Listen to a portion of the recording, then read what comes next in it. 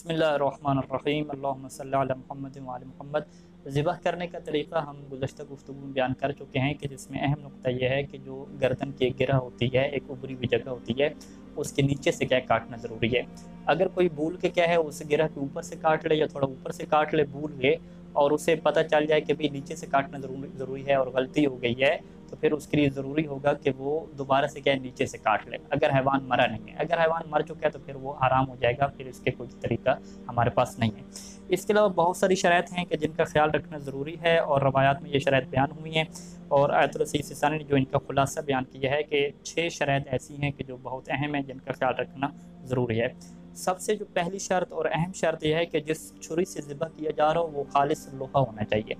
लोहे की क्या छुरी होनी चाहिए।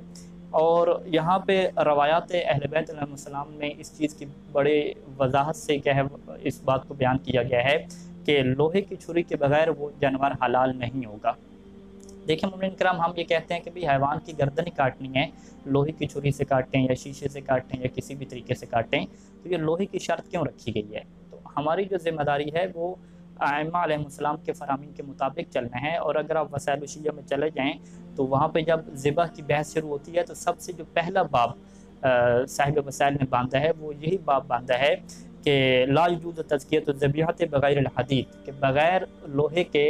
किसी जानवर को अगर आप ज़िबह करेंगे तो वो हलाल नहीं होगा, लिहाजा लोहे का होना क्या ज़रूरी है। और ख़ुद आइम्मा अलैहिस्सलाम के ज़माने में लोग आके पूछा करते थे कि हम जो है वो लोहे से हट के, उस ज़माने में एक बांस होता था बड़ा तेज़ किस्म का, शीशा होता था और नोकीले पत्थर होते थे, तेज़ पत्थर से क्या चीज़ें बनाई जाती थी तलवार टाइप की, तो क्या हम इनसे काट सकते हैं। तो मौला फरमाते थे कि नहीं, इनसे आप ज़िबह नहीं कर सकते, अगर इनसे ज़िबह करेंगे तो जायज़ नहीं होगा। इसी तरीके से रवायात में है कि अगर आपके पास लोहा नहीं है, लोहे की छुरी नहीं है, तो फिर क्या है आप काट सकते हैं। और यही सैयद सिस्तानी ने भी फरमाया है कि अगर आपके लिए जब तक मुमकिन है लोहे से काटना, उस वक्त तक लोहे से काटना क्या है वाजिब होगा, लोहे से ज़िबह करना ज़रूरी होगा। अगर आपके पास लोहा नहीं है, लोहा मिल ही नहीं रहा, लोहे की छुरी आपको कहीं पे नहीं मिल रही, तो उस सूरत में जब लोहा आपके पास है ही नहीं, कहीं से आप ले भी नहीं सकते, तो फिर क्या है आपके लिए लोहे के अलावा दीगर चीज़ों को क्या है काटना जायज़ हो जाता है। यहाँ पे एक और मसला भी डिस्कस होता है कि अगर एक ऐसी चीज़ है, एक ऐसी छुरी है कि जो खालिस लोहे की नहीं है, वो मिक्स है,